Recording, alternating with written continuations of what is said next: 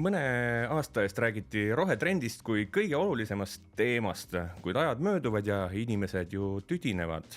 Kas rohetrend on üldse enam trendikas ja kuidas rääkida nii-öelda tähtsatel teemadel nii, et see jõuaks inimestele kohale või on üldse parem rääkimata jätta? Kas jätkusuutlikkuse temaatika ise on üldse jätkusuutlik? Nende veidi provokatiivsete mõtete üle siin täna arutamegi. Podcasti nimi on endiselt Backslash, mina olen Kaarel Täll ja meie esimese trenditeemalises saate külaliseks on Saku turundusjuht Eeva Maarend. Tere! Tere! Tead, ma teen ühe paranduse siin ära igaks juhuks, et ma olen Saku õlletehase turundusjuht, et keegi ei ajaks sassi, et ma olen selle omavalitsusüksuse kuidagi turundusega seotud. Väga aus parandus ja väga aus vikka ka, nii-öelda minu poolt siis. See selleks, aga et ka hakata kohe siukese natuke provokatiivselt pihta, siis küsimus sulle. Kas rohetrend siis on üldse praegu trendikas ja moodne, seksikas? Ma vastaks jah. Lihtsalt ma ise võib-olla tajudes sellist meediaruumi, siis see, kui palju sellest nii-öelda ostetud sisu rohetrendist rääkimisest on versus see, kui palju tegelikult siis jätkusuutliku või keskkonnasäästliku arengu jaoks päriselt ära tehakse, et see vahekord on natukene muutumas. Aga muidu ma arvan, et need investeeringud, suuremad, väiksemad ja mõtteviisi muutus on endiselt väga teemas ja tõusvas trendis. Minu jaoks üks huvitav küsimus, ma pean tunnistama, et isiklikult ma nagu ei ole tüdinenud, aga ma näen kuskil sellises võimalik, et see on ka vanuste või nii-öelda sihtrühmadelt erinev, et mingis vanuses inimesed on rohkem tüdinenud, noored on vähem võib-olla, aga kuidas ja kas üldse on võimalik rääkida ühest asjast pidevalt niimoodi, et see ei oleks kogu aeg sama jutt? Kas sulle on jäänud üldse selline mulje, et see jutt on nagu sarnane brändidel või millised mõtted tekivad? Mulle on jäänud mulje, et see on üsna sarnane, sellepärast, et need eesmärgid või siis ütleme eesmärgid, mida vähendada või siis suurendada, ütleme, et jalajälge vähendada ja taaskasutust suurendada on ju sarnased. Ehk siis see, kas üks või teine number selle jutu sees muutub, on muidugi erinev ettevõtetel, brändidel vastavalt tegevusaladel, aga üldiselt kordub küll. Ja seda taustsüsteemi tihtipeale ju, ütleme siis selline tavainfotarbija või reklaaminägija või siis selle siisuturundusartikli lugeja ei pruugigi niivõrd teada ja seetõttu ma ka ise olen olnud selles olukorras, kus meil on nii palju öelda, me päriselt teeme nii palju, me investeerime nii palju selleks, et olla jätkusuutlik ja keskkonnasäästlik ja kestlik siis tootmisviisidega ja kogu aeg parandama ennast, aga et teha seda kuidagi söödavaks ja arusaadavaks, ilma et sa näitaksid mingisuguseid tohutult graafikuid ja pie chart'e seal kellelegi, ongi keeruline ja siis sa lähedki selliste väga lihtsate lausete peale, aga nende lihtsate lausete juures leida siis midagi sellist, mis oleks väga palju erinev teistest siis sama valdkonna või tootjatest või tegevustest, et see on väljakutse. Kui nii-öelda eeldada, ma seda eeldust siin natukene kipun korrutama, et inimesed tüdinevad aeg-ajalt mingitest asjadest ja see tundub olevat nii-öelda väga inimlik ja normaalne, aga kui eeldada, et see nii on, ja ei jaksa kogu aeg kuulata erinevate brändide juttu sellest, kui head nad on. Kas te olete selle nii-öelda kartuses, sellise mõtte kartuses jätnud ka midagi ütlemata? Ütleme, et teete suured investeeringud ja on jällegi midagi väga nii-öelda paremaks muutunud, aga tegelikult te jätate kommunikeerimata, sest see on hoopis parim kommunikatsioon. Ma ei tea, kas ta on parim kommunikatsioon, aga ma ütleks, et läbi selliste rohesõnumite brändi kasvatada või siis meie puhul, kui me oleme suur joogitootja, joogitarbimist või brändi eelistust väga palju muuta, on ülikallis tegevus. Et meil on palju soodsam panna turundusraha iga euro oma toote reklaamile, oma toote omaduste reklaamile, maitsereklaamile, ma ei tea, siduda oma brände influenceritega ja nii edasi ja läbi selle siis samastuda selle tarbijaga, et näed, see bränd ja see toode on sulle versus see, et me selle sama raha paigutame sellesse kommunikatsiooni, et me räägime milleski, mida me peame nagunii tegema, mida me tahame nagunii teha, mis on meie ettevõtte tegevuskavasse sisse kirjutatud ja me teame, et sealt see nii-öelda ROI on põhimõtteliselt minimaalne, et mina nagu tajun seda, et see on väga kallis tegevus, on rohetegevuste selline kommunikeerimine reklaami eesmärgil või siis tarbija eelistuste muutmise eesmärgil. Ja see võib olla väga ebapopulaarne arvamus, aga see on see, mida mina olen nagu tajunud. Ja seetõttu me tõesti oleme ära jätnud, sest et me teeme neid asju nagunii. Meil on omad eesmärgid kirjutatud sisse pikaaegsesse tegevuskavasse, nii Saku Õlletehasel eraldi kui Carlsberg Grupil, kuhu me siis 100% kuulume. Et me teeme neid nagunii, me ei jäta neid sellepärast tegemata, et me ei saa neid kommunikeerida. Et küsimus on jah lihtsalt selles, et kas meil on vabu vahendeid selle jaoks. Inimesed on ju mingis mõttes harjunud reklaamiga väga pikka aega ja see nagu kui sa ütled reklaamis, et minu asi on kõige parem, siis see ei kõla nagu uhkeldamisena. Aga kas sulle tundub, et nii-öelda kui hakatakse rääkima roheteemadest, siis on olemas oht, et see kuidagi hakkab kõlama ka uhkeldamisena rohkem või pole selle mõttekäiguga nõus? Ma mõnes mõttes olen nõus, aga ma olen võib-olla selle vaate koha pealt nõus, et see on tihtipeale tarbija jaoks ja ütleme laia tarbija jaoks ja meie toodame laia tarbija kaupa ja meie tarbijaid on nagu väga-väga suur osa, see pole selline spetsiifiline business to business äri, kus me otsimegi ainult partnereid tarneahelasse näiteks, kes ühte või teistpidi oma tootmist on korraldanud. Me räägime sellise keskmise inimesega ja mul on tunne, et väga paljud sõnumid, mida me tahaks välja öelda, et mis seadmed me paigaldasime või kui palju me midagi oma tootmises vähendasime, need ongi meile endile kõige olulisemad ja minna seda siis niimoodi väga laial platvormil välja karjuma, mulle tundub, on väga ennatlik arvata või mõelda, et see üldse kellelegi korda läheb või et see on kuidagi relevantne siis meie tarbijale, et siinkohal jah, see võib olla natuke sellise iseka maiguga tegevus, sest et seda liini sealt tagasi, lühiajalist efekti, sellel kindlasti on väga keeruline mõõta. Pikaajaliselt loomulikult, eks teod räägivad enda eest ja natuke vaja nendele kaasa aidata, aga sellist röökimist nagu siin vahepeal oli ja millele me ikkagi ise ka sellele bändivagunile istusime korralikult peale, et see on nagu meie majas vähemalt on otsus, et me mõnevõrra nagu teeme seda vähem. Jäi kuskilt kõlama isegi mõte, et kui see on oma inimestele võib-olla isegi tähtsam teema, siis kas nii-öelda roheteemad, jätkusuutlikkuse teemad on muutunud võib-olla ka ajas rohkem nii-öelda tööandja brändinguks kui reklaamiks? Jah, nii ongi. Ja see jällegi on hoopiski teine kanal, mida kasutada ja ma arvan, et seal on ta väga relevantne.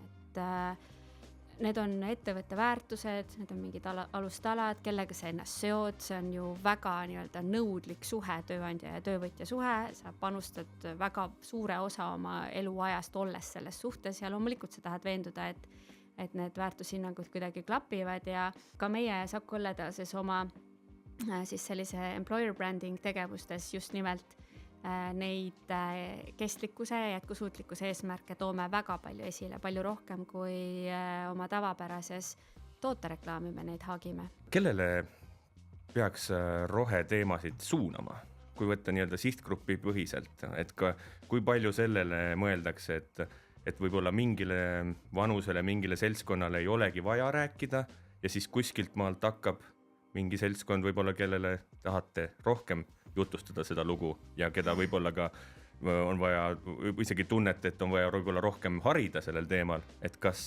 selline sihtimine on teemaks teie juures? Meie juures seda on võib-olla selles mõttes keeruline hinnata, et me nagunii ka Saku Õlletehaselt, olgugi, et me oleme joogitootja ja mitte ainult alkoholitootja, me ju noortele ja lastele suunatud kommunikatsiooni põhimõtteliselt ei tee. Aga ma arvan, et mingi tõde seal on, et kuidas hakati neid turvavöösid autodes nii palju kasutama, sest koolis lastele õpetati, et on vaja turvavöö peale panna. Nemad läksid koju ja vanematega koos autosse ja ütlesid, et emme, miks sul turvavööd peale ei ole. Ja nii see selline ühiskond meil arenes, et ma arvan, et kindlasti üleüldiselt keskkonnasäästlike teemadega loomulikult, mida varem alustada, seda parem. Ja ma arvan, et siinkohal ka noorem generatsioon õpetab vanemat. Kuhugi maani on see võimalik, kuhugi maani enam mitte, sest et selge see, et motiveeritus seda õppida on erinev, olenevalt sellest, kui palju sul veel elada on. Kui ma nüüd räägin sellisest turunduskommunikatsioonist, mis puudutab roheteemasid, siis tegelikult me räägime samade inimestega, kes on meie tarbijad, sest et lõppkokkuvõttes me ei ole ühiskondlikku teenust pakkuv asutus, me oleme ärikasumit taga ajav ettevõte, kelle ainus sissetulek on inimeste ostud, meie toodete ostud, meil ei ole mitte ühtegi teist sissetuleku kohta.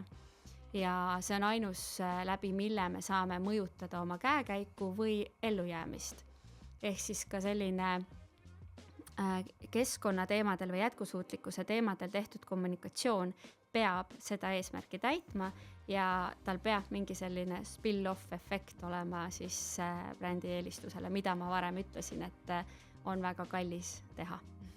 2 aastat tagasi käisin Cannes Lionsi festivalil ja see oli hästi tugevalt siis keskkonnateemadele suunatud. Maailma kõigemad tuusemad brändid said laval kokku, kõik surusid kätt, lubasid, et nad muudavad maailma. Ja siis on teine pool on näiteks see sama siuke hariduse pool, et kuidas nagu nii-öelda lapsi haritakse ja nii edasi. Et palju sa üldse usud, et brändid suudavad maailma muuta? No vaadates, milline brändide kultus meil ümberringi on, siis ma arvan, et suudavad väga palju seda teha. Ja ma nüüd praegu hakkangi mõtlema, kas ma võib-olla olin liiga resoluutne selle koha pealt, et see on liiga kallis kommunikatsioon, mida teha, aga ma jällegi mõtlen seda, et on asju, mida näiteks meie puhul, et me peame oma tootmises tegema selleks, et vähendada teatud asju ja suurendada midagi seal muud, aga me sellega meie eesmärk ei ole minna maailma sellega muuta, vaid teha see natukene vähem mitte aidata kaasa kõikidele negatiivsetele efektidele siin maailmas. Et kindlasti on brände, tegevusi, ettevõtmisi, mille eesmärgid ongi teistsugused, ongi maailma päästmine ja juba algusest peale sellega tegeleda. Et nii meie puhul, ja me oleme tootmisettevõte, me lihtsalt oleme ju ammu alustanud ja nüüd proovime kuidagi seda kõike natukene paremini teha, et see on ka õpiprotsess. Aga kindlasti on brände ja ettevõtmisi, kes on kas siis juba, või kes on täiesti alustamas, kelle kogu tegevusse on selline mingisugune suurem ühiskondlik eesmärk sisse kirjutatud, või siis teiselt poolt, et on mingid brändid, mis on juba nii suured, et neil on kohustus seda teha. Palju ka riigi tasandil, aga ka brändide tasandil räägitakse mingitest aastanumbritest tihtilugu, mis aastaks ollakse, mismoodi neutraalsed ja nii edasi. Kõlavad kuskil 2050 räägitakse ja 2040 ja 30, aga need kõik on päris pika vinnaga protsessid. Kas on üldse võimalik rääkida kuni aastani 2040 ühest asjast? Et kuidas nii-öelda seda planeerida, niisugust pikka asja, et me ei väsitaks ära inimest ühe teema kuulamisel? Ma arvan, et see ei olegi võimalik, sest et kindlasti ei ole 25 aastat seda sama asju üks ja sama inimene kuskil, kas siis agentuuri või kliendi poole pealt ajamas.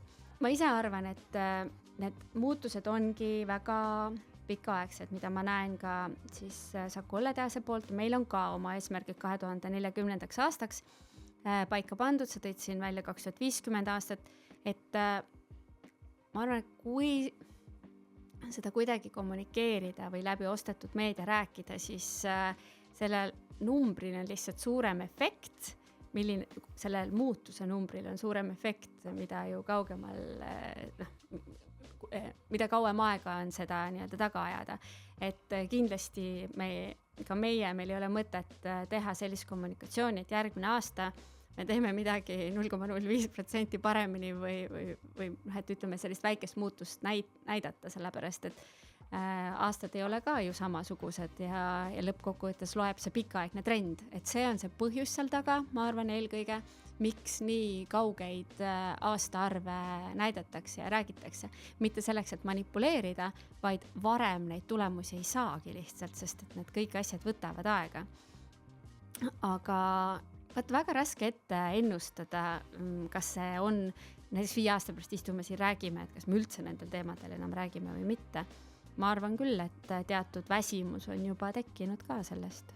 Isikliku tunnetusena ma isegi nagu tunnetaks mingit uut väikest viisi trendi, et see ei tähenda isegi roheluse vastasust, aga see on mingisugune trend, mis räägib rohkem nii-öelda vanade asjade mitte minna laskmisest, ütleme nii, et kui meil on olemas põlevkivi ja kui meil on olemas bensiiniautod, mis nagu on ennast tõestanud ja siis saab justkui edasi teha, et see on mingi siuke huvitav nüanss, mida ma nagu tunnetaks, et hakatakse otsima ka piiri nii-öelda selle vahel, et hoida head vana ja nii-öelda teha sinna uus peale ja siis minna kuidagi loogiliselt ära, et kui julgeks sellise asjaga võib minna.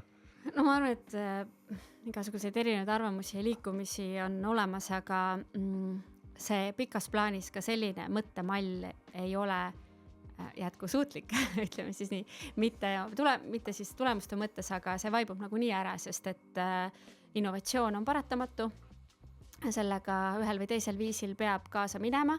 Ma saan aru, et muutused on rasked, eriti kui need toimuvad su tagaõuel. Ja ma ise ka võib-olla mõtlen, et et see tuuleenergia on ju tegelikult väga tore, aga ma ei tea päris täpselt, kas ma oma suvila hoovi seda paneksin teades, et seal on mingisugused müratased ja nii edasi. Aga see on praegu selles hetkes, kus ma olen, on ju, et mida rohkem on teisi suvilaid, kus see on ja sellega kuidagi tullakse toime ja see muutub standardiks, siis ka minusugune ilmselt muudab oma meelt. Ja ma toon ennast siin võib-olla kui sellise näitena lihtsalt, et on need, kes adapteeruvad varem tervikuna nii ühiskonnagruppidena kui ka siis indiviididena ja on need, kes vajavadki seda, et kõik juba ümberringi on mugavalt muutunud, et siis ka vaikselt sinna lipsata. Kui proovida suuremat pilti vaadata, meil on keeruline võrrelda ennast kõikvõimalike maailma riikidega, aga lähiringkonnas me ikkagi teame ja märkame mingil määral, et kuidas nii-öelda Baltikumis seda teemat käsitletakse või Skandinaavias. Mis tasemel meie nii-öelda roheteemade käsitlemine sinu meelest on? See puudutab siis kogu Eesti nii-öelda kommunikatsioonimaailma. Mul on veidi raske sellele vastata, sest et ma ei ole pikaaegselt viibinud teistes sellistes meediakeskkondades, et seda tajuda. Ma arvan, et mingil määral see on alles uus ja trendiv teema Eestis ja seetõttu ta võib olla rohkem pildis meil, aga jah, mul on raske hinnata seda, et võib-olla kui Skandinaavia poole vaadata, kus sellised taastuvate energiate kasutamine juba ainuüksi nende geograafilisest paiknemisest tulenevalt on pikaaegsema siis ajalooga, seal ei olegi vaja nendest asjadest enam nii palju rääkida ja nii palju neid kommunikeerida.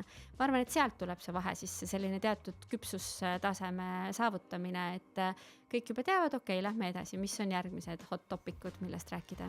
Muide, kui palju, ma ei tea, teie näiteks oma maja sees siis, või ka tunnetuslikult laiemalt jälgitakse poliitikat. Poliitikud on tihtilugu ikkagi need, kes päris suuresti tekitavad seda fooni ja oma nii-öelda erinevate maailmavaadetega üldiselt vist võib öelda vasak versus parem, tekitavad ka sellist polariseeritust, suruvad oma nii-öelda mõlemalt poolt võib-olla isegi natuke äärmuslikke ideid kohati peale või nagu nii-öelda mõtteid ja siis selle pealt tekib ka nii-öelda avalik foon. Kui palju bränd jälgib laias laastus poliitilisi küsitlusi, sealt saab mingisuguse aimu, et kes tahavad kuulata roheteemasid ja kes mitte. Selles mõttes, et jälgime küll seda enam, et väga paljud sellised, nimetame tõesti seda roheteemad, need roheteemad jõuavad lõpuks läbi määruste või seaduste meile lauale, mis nõuavad tootmise ümberkorraldamist, suuri investeeringuid, mõtlemise muutust ja kõik nii edasi. Ja see ei ole kuidagi, ma ei tea, nagu negatiivne asi, et loomulikult me nendel debattidel peame silma peale hoidma selleks, et teada, milleks me siis lähitulevikus valmis peame olema, olgu need pakendid puudutavad küsimused või energiakasutus puudutavad küsimused ja nii edasi, aga see on hea, et seda tehakse sellepärast, et siis saab juba varakult ennast nagu valmis seadma hakata. Aga see, et ütleme nendest debattidest või siis kommentaariumites, milline see tagasiside kuulajatel nendele teemadele on. See on pigem, ma arvan, selline tunnetuslik lähenemine, mida meie ise ju ka, me oleme tarbijad, me oleme jookide tarbijad, söökide tarbijad, infotarbijad, poliitilise debati infotarbijad, et sealt tuleb pigem see tunnetuslik küsimus, aga ma arvan, et vastus on natukene peidetud sinna, mis ma ütlesin, et me oleme ka oma investeeringuid selles kommunikatsioonis ikkagi natukene tagasi tõmmanud, sest et sest jah, kallis on seda teha. Arusaadav, aga too äkki lõpetuseks välja mingisugune võib-olla suurim väljakutse sel teemal, mis on siis Saku Õlletehase poolt vaadatud nüüd lähiajale või lähiaastatele, et mis teid ees ootab, mis on võib-olla kõige olulisem. See võib olla konkreetne investeering, aga see võib olla ka lihtsalt siuke filosoofiline mõttemaailm mingisugune, mille suunas liikuda. Ma võib-olla mainiksin siinkohal ära, mida meie nagu näeme sellise keskkonnasäästliku või jätkusuutlikkuse all, et ühelt poolt on meil paika pandud siis oma programmis Carspect Grupi sees, mis laieneb ka meile Saku Õlletehasele, eesmärgid, mis puudutavad keskkonnasäästlikku tegutsemist, olgu need siis süsiniku jalajälje vähendamine, pakendi siis kasutuse reeglid, kui palju me tootmises liitri kohta vett kasutame. Need on sellised keskkonnasäästlikud küsimused, aga mida meie oma majas peame jätkusuutlikkuse all ka muu hulgas silmas, on näiteks vastutustundlik alkoholi tarbimine, et meil oleks jätkusuutlik ühiskond ka ja teiselt poolt 0 tööõnnetust, et see on meie eesmärk, et meil oleks ka jätkusuutlik töötajaskond. Et see kõik ei ole ainult selline rohepesu või rohesõnumid, mida me majast sisse ja ka tegelikult majast välja sellise jätkusuutliku kommunikatsiooni all mõtleme, vaid jätkusuutlik ühiskond ja eelkõige siis jätkusuutlikult tegutsevad inimesed nendes. Mis on kindlasti kõige suurem väljakutse, on ikkagi see, et väikseid muutusi teha on vaja väga suuri investeeringuid. Ja kui ma ütlen väga suuri, siis need on tõesti väga suured, et igasuguste siis tootmisel tekkivate energiate taaskasutamiste süsteemide loomised on pikaaegsed protsessid ja need võtavad aega. Ja eks need on väljakutsed, millega me tegeleme, millega me tahame tegeleda ja me ei ole kindlasti ainus valdkond, kus see on niimoodi. Selline kokkuvõte. Aitäh sulle, Eeva, et taas kord külla tulid. Hea meelega. Ja järgmine kord juba uued külalised, uued jutud ja isegi uus ruum võin ette ära öelda. Näeme varsti, mina tänan. Ja, aitäh.